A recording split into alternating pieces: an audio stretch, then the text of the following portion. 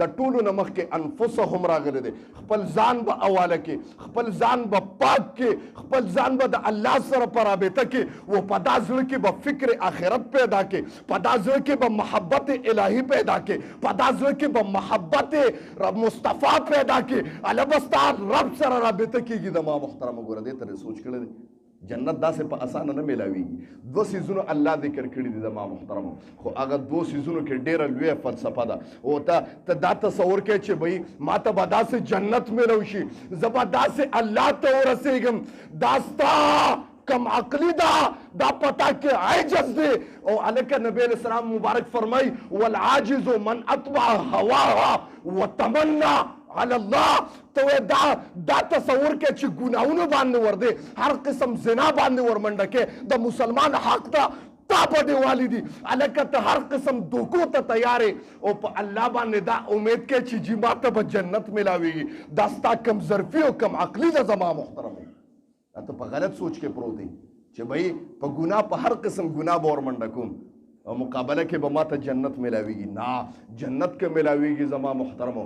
خپل ځان به پاک کې، د الله سره به ځان په رابطه کې او الله ته به خپل نفس حواله کې. زما محترمو سوچ به وکړي چې زما د دې دنیا نه تګ دی، زما د دې دنیا نه تګ دی او زه ویم زندگی هغه زندگی ده چې د الله په یاد کې تیره شوه او د الله په رابطه کې تیره شوه. دا زندگی ده. ورنه قسم دی د دې نه ما سیوا په آخرت کې شرمندگی ده. کومه زندگی چې د الله نه په غفلت کې تیره شي، زه وایم د قیامت پر ورځ دا زندگی نه، شرمندگی ده. دې ته تا سوچ کړی دی؟ وایي هغه یو سکندر باچا په مقبره باندې تېرېده چې ویې کتل هر قبر باندې به نوم لیکلی ورسره به یې لیکلي 6 سال 2 سال 4 سال تر 10 سالونه پکې سیوانو قبرونه به غټ غټ ښکاره کېده. د تصور یو نوجوان نه تپوس وکړو بھئی دا قبر راته مانه دا مقبره راته د ماشومانو ښکاره کېږي. هغه ورته حضرت د ماشومانو نه ده. وایي ښه دې باندې خو د 10 سال نه سیوا مرده نه ښکاره کېږي، دا ولې؟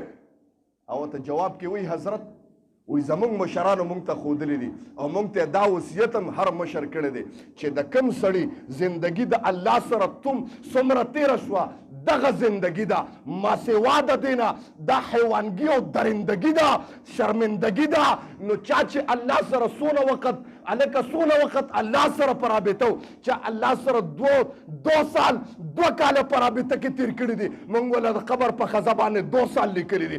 چا د الله سره 4 کاله رابطه دنیا کې ساتلې ده، موږ وله په قبر باندې 4 سال لیکلي دي. چا د الله سره 8 کاله رابطه ساتلې ده، موږ وله په قبر باندې 8 سال لیکلي دي.